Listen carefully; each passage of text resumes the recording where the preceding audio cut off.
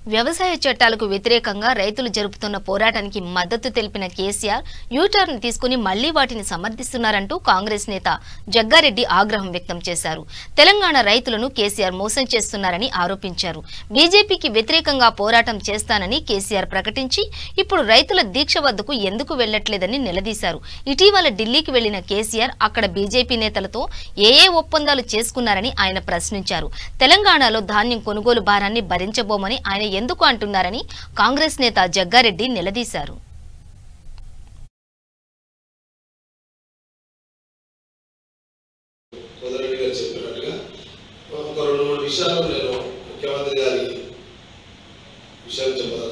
ఒకటి,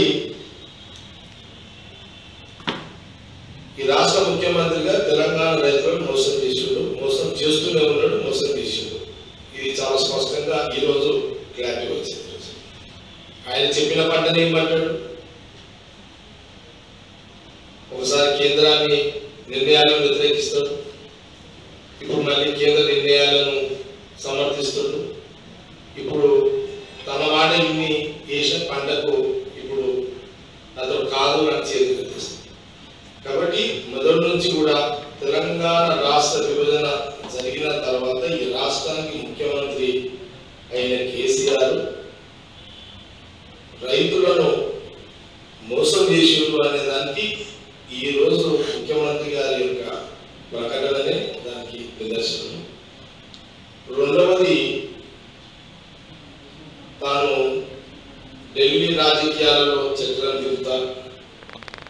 అసలు ఢిల్లీలో చాలా భారతదేశం నష్టపోయింది, దాన్ని చక్కదిద్దుతా అన్న కేసీఆర్ 3 రోజులు ఢిల్లీలో గడిపిన రాష్ట్ర ముఖ్యమంత్రి కేసీఆర్ దేశ రాజకీయాల్లో బీజేపీకి వ్యతిరేకంగా పనిచేస్తున్న కేసీఆర్ బీజేపీ ప్రభుత్వము భారతదేశ రైతుల మీద నడ్డి విచ్చేలా తీసుకున్న నిర్ణయాల మీద ఢిల్లీలో పంజాబ్ ఆ ప్రాంత రాష్ట్రాలు హర్యానా పంజాబ్ రాష్ట్రాలు రైతులందరూ గత నెల రోజుల నుంచి రోడ్ల మీద, అంత చలిలో రోడ్ల మీద 24 గంటలు దీక్ష చేస్తున్నారు.